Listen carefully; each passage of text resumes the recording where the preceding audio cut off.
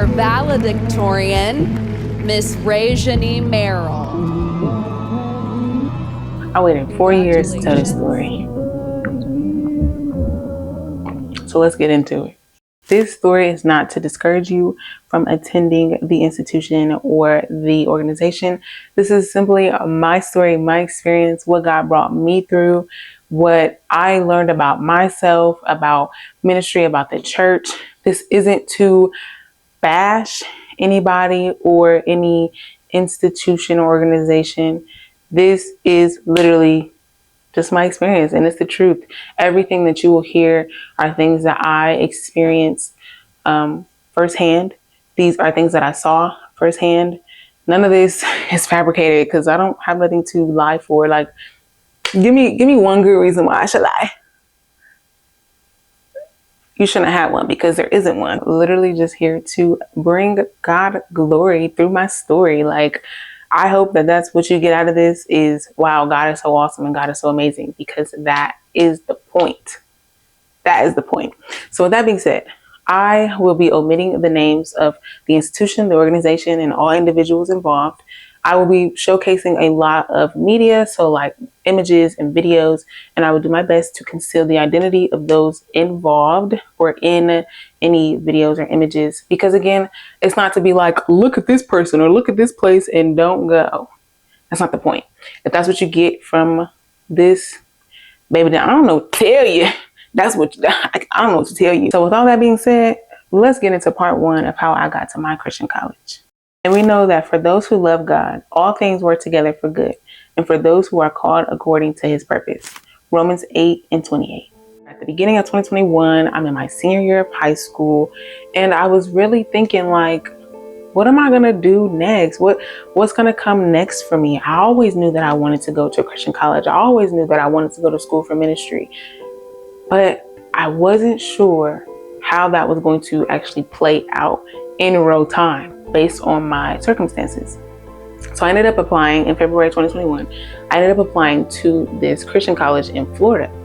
This college was everything I could have ever imagined of going to. It was a 5-year course. So that meant that I would have been able to graduate in 5 years with a bachelor's and a master's.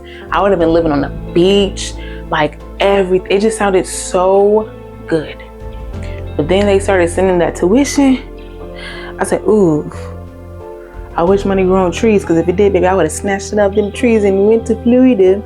But that wasn't a possibility for me, or at least I felt like it was impossible. So I didn't even continue to try. So fast forward to May of 2021, and I am like right there on the edge of graduating high school, and everything was, going kind of good. It was post-COVID, and I was getting back into the swing of things as far as like being in school in person, and, just all the emotions, and, worried about what's going to come next, worried about the moment, my current circumstances. But in the midst of all of that, it all came crumbling down because I got kicked out. I don't remember why I got kicked out. It was probably something silly, but nonetheless, I got kicked out, and I began to live with my best friend at the time. So I stayed with her for probably about maybe a week and some change, and based off of how excited her family was for her next steps and just her certainty in her future, I got even more discouraged, because I'm like, I just feel like such a disappointment. I just feel like I wasted so much potential, because I don't even know what I'm gonna do in my life. Like, I don't even know. So I packed up my things and I decided to go and live with another family member. So I stayed with that family member for the very last week of high school. I wanted to have a grad party, but I didn't know how I was going to have a grad party. And then my 2 friends at the time and some mentors, they came together with a couple family members, and everybody's hands on deck, and a party came to life. It was amazing. I had so many people that came and supported. I, received so many gifts, so much money, and I just kept getting this question: what comes next? What are you going to do next? Or what school did you apply to? And what are you going to study? Just all these questions. And I hated those questions because, again, I felt like I was disappointing those around me because everybody knew me for doing so much. I had a photography business. I had been doing ministry for years and preaching at churches and doing public speaking. I was writing music. I was performing my music live. I was involved in so many things. So for me to tell somebody that I don't know, I was like, I don't want to say that. I don't want to admit that. All I had to look forward to was an internship. Day one is officially over. I'm now walking to my cabin with my friend, aka the only other black boy. Yeah, it's hard out. It's hard out. This internship, it was through the United Methodist Church.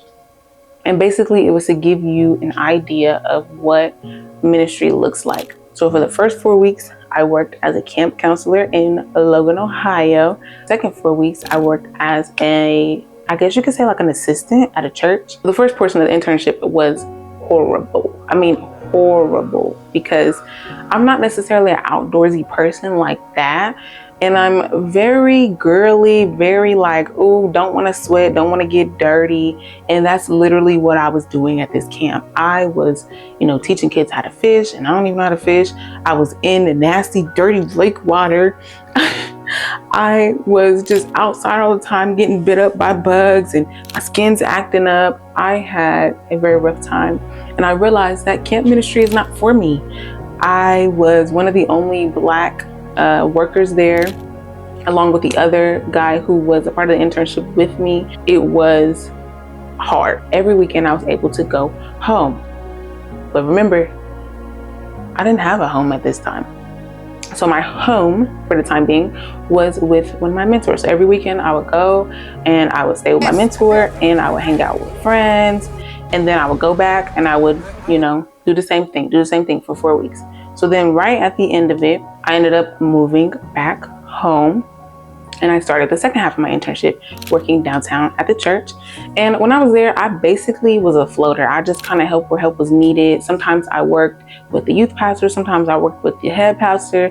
Sometimes I cleaned. Sometimes I organized. Sometimes I scheduled. At the very end of the internship, and I hadn't even gotten paid yet. And you're probably like, why you ain't get paid?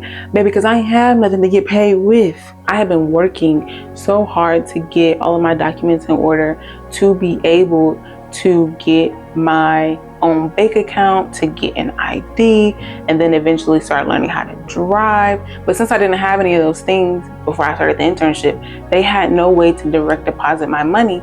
And they were like, you know what, we'll just give you a big check at the end and you can deposit that whenever you get the chance. I had been working back to back to back. I decided, like, I'm just about to chill. I'm about to just live. I'm about to just have fun. I'm about to just do me. I'm young. I look good. It's summertime. Like, yeah, we about to have fun, right? When I tell y'all I wanted to be a hot girl so bad, I don't know why, but I did. And I said, you know what? I'm going to download a dating app and I'm going to try all of them because why the heck not? So I started downloading every dating app you could think of. I ended up downloading Bumble. This was probably one of the last apps that I tried. So I downloaded Bumble, not really looking for anything on any of these apps. Like I'm just looking to have fun. So I saw this guy on there and we connected and we started texting back and forth. And I said, what are we still texting for? Like, if you bout it, like, let's hang out, like, let's see each other. He said, all right, cool. I said, I get off work. Tomorrow's my last day and we can hang out after that. So July 22nd of 2021, I completed my internship. And I had nothing to look forward to after that. I had no idea what was going to come next. But also, I didn't really care because I was very fixated on having fun. I just wanted to live. I just wanted to do my thing. I hung out with the guy. We went to go see a movie. And because the movie was so bad, it allowed us to bond. And we started to, joke and laugh. And, I started to kind of get a little bit more comfortable with him. A couple days later, he was having a grad party and he told me about it. And I was like, why you keep telling me about this grad party? Like, let me just come. He said, all right, cool. I'll come get you. You gonna come get me? Okay, come on. Okay. So he came and he picked me up. And on the way to the party, I'm thinking in my mind, like, oh my gosh, girl, it's been 2 days and you still haven't figured out whether you want to, actually give him a chance or if you want to cut him off. And now you're about to meet his whole family. I'm talking grandparents, cousins, best friends, uncles. Like, you about to meet everybody and you don't even know if you want to take him serious or not. I'm having this internal battle. I'm going back and forth with myself on the whole ride there. And I'm thinking of all the reasons why we will never work out. His parents are Christian. Mine aren't. His family, they make a lot of money. Mine doesn't. His parents are married. My parents aren't. He's going to college. I'm not. He has this, I don't. And I got this going on and he don't got this going. I'm thinking of every reason in the book why we will never work. And before I could even continue to tear myself down mentally, we arrived. I hear from the distance, dang, she got a big butt and she pretty. And so I look and all my sensors and things start going off in my mind. And I'm like, ding, ding, ding, ding, ding, that's his mom, that's his mom. I'm like, all right, cool. Like, I remember her, yeah. And I'm cracking up laughing. And long story short, we had a good time. And I was like, wow, his mom liked me. Like, okay, cool. Maybe this could work. Maybe I could give him a chance. So I went to his house the next day for dinner. And I officially fully met his parents. So his parents, began to ask me questions like most parents would ask any person that their kid is interested in. Oh, where are you from? What's your family like? What do you want to do in life? Are you enrolled in school? What are you going to study? Those questions that I hated, remember?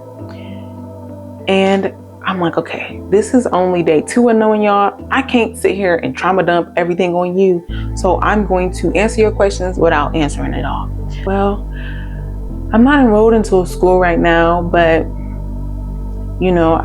I just got to get some things sorted out and I'll be able to enroll in school. His mother looked at me and said, oh, well, whatever you need, like we can help you figure that out. I was like, no, you don't understand. I don't have my birth certificate. I don't have my social security. I don't have an ID. And because I don't have those things, I also don't have my own bank account. I have this huge box of checks and cash sitting in my room at home because I don't have a way to deposit it. I also don't have a car and I've never learned how to drive. But I didn't say all that to them. I was just like, yeah, okay, sure. At that time, I was probably the furthest from God I had ever been in my life.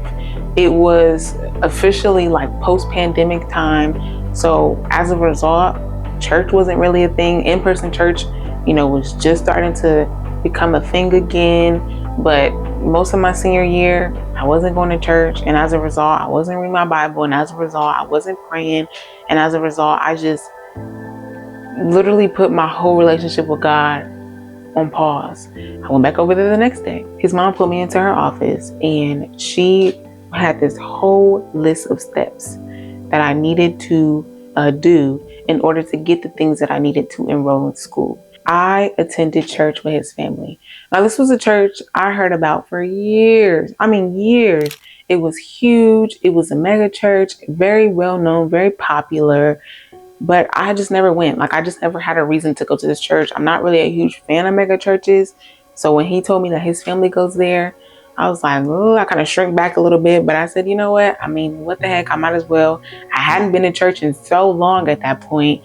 So I just went. When the pastor walked in, I saw how everyone stood up and was clapping and going crazy. And I was like, okay, this is the mega church aspect of it. This is the having a celebrity pastor aspect of it. Okay, this is different for me. After church, I went back to his house. We had lunch.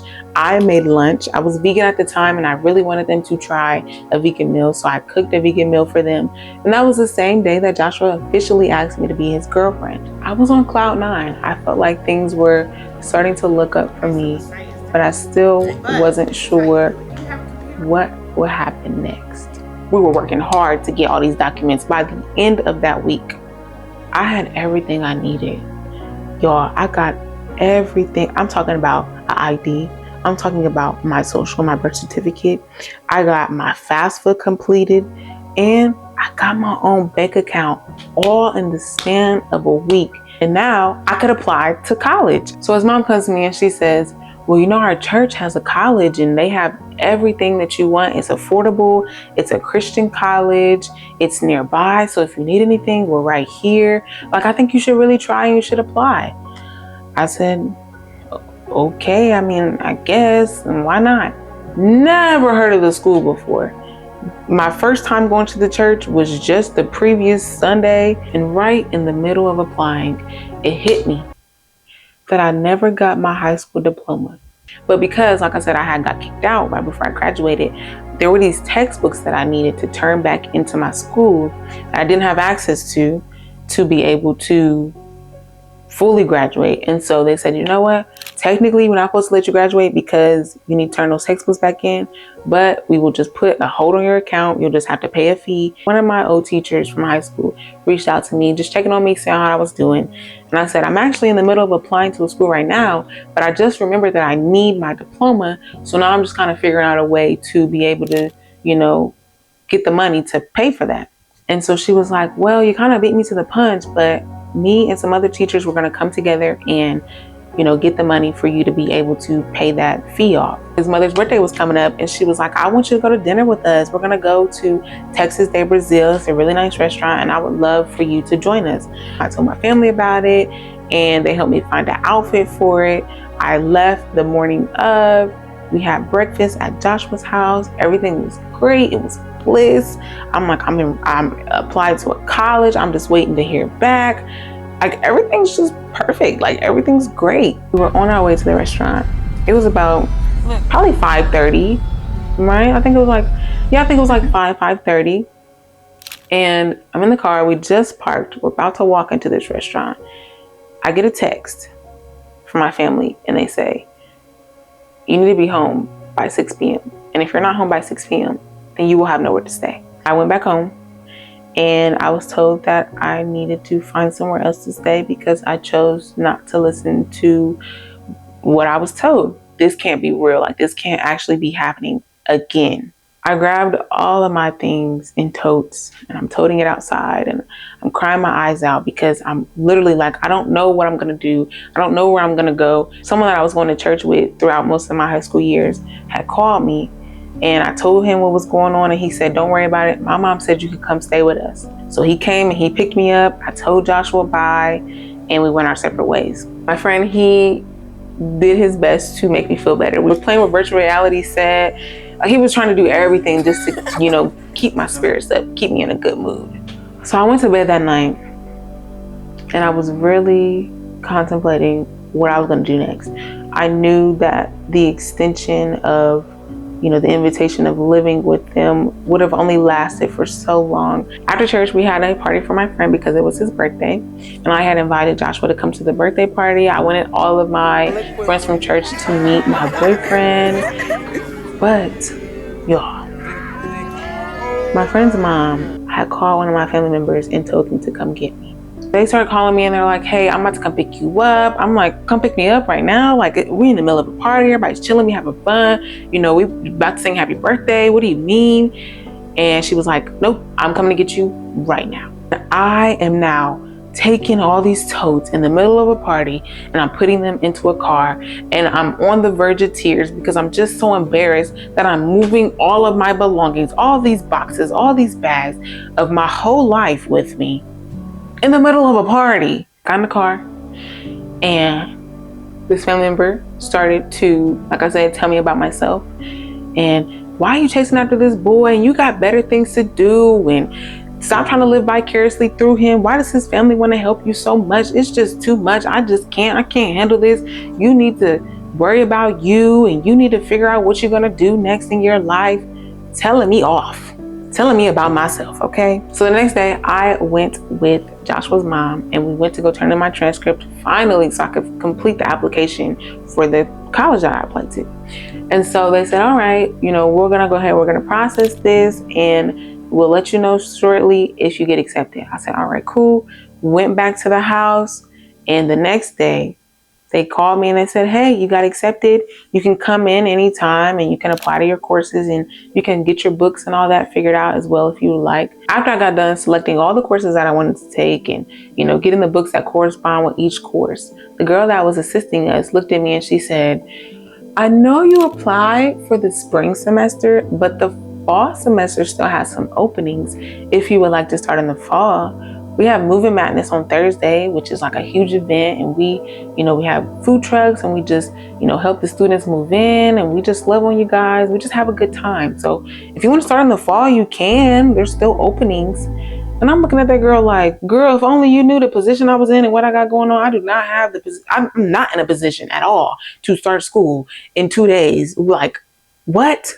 But before I could even verbally say something to her, because you could just see the look of like fear and like, how am I going to do that? How am I going to pull that off? That was just all on my face. And before I could even speak some words of doubt, Joshua's mom turned towards me and she put her hands on my hands and she said, whatever you don't have, I'll get. Don't let what you don't have stop you from taking this opportunity.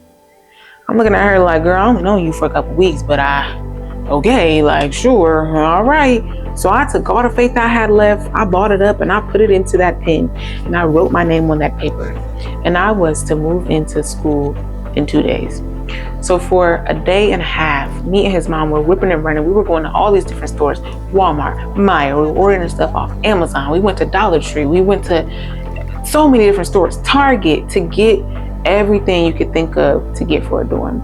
Bedspread, decor, dishes, storage stuff, folders, binders, pens, highlighters. I went back to the house that I was staying at the time. And I was like, oh my gosh, I got accepted into the school I enrolled into, and I'm gonna move in 2 days. And I got all the things that I need, like everything's great, like this is gonna be so cool. And my family looked at me and was like, girl, how you think you're gonna pull that off? You don't got no money, ain't nobody gonna help you.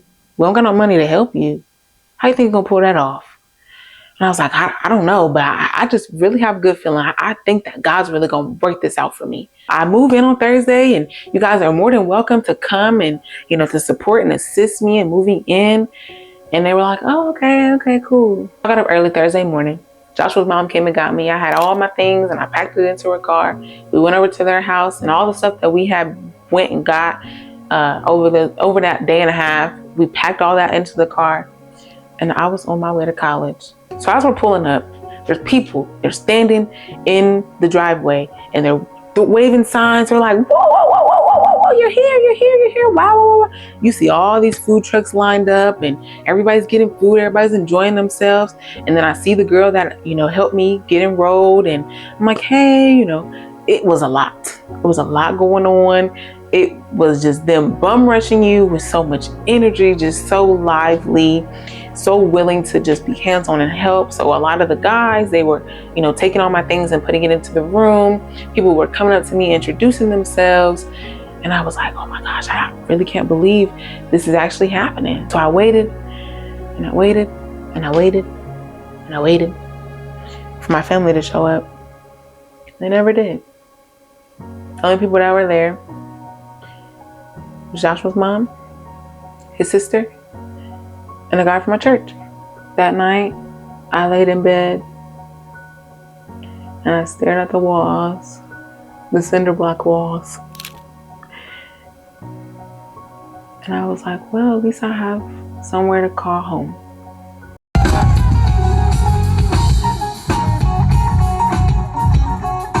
So that night, the big event was worship night. So worship night was just going to consist of all of the students coming together and just worshiping God and just having a good time. And I've never been a very outward, expressive type of worshiper. I'm gonna clap my hands and I'm gonna do my two-step, you know what I'm saying?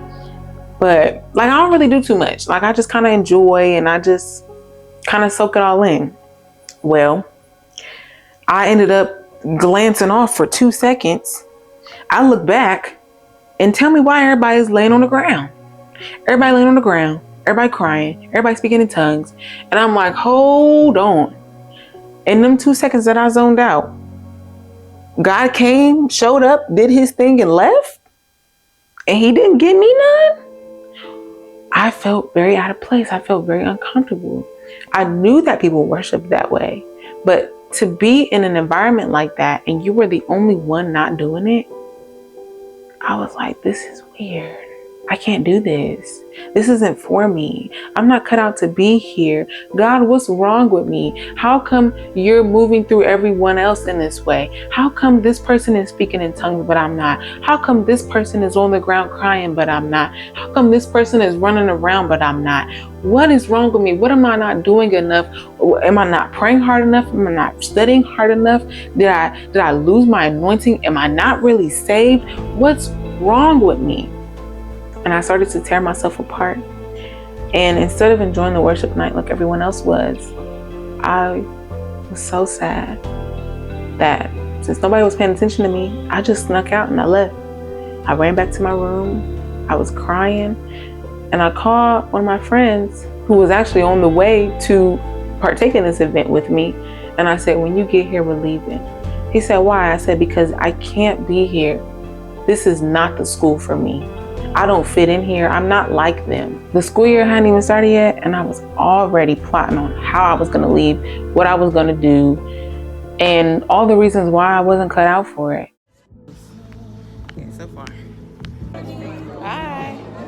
I made it. Good morning. And you got nothing to say? I'm wondering above his name. I want you to think that there's a man that he should. Y'all, this is me after church.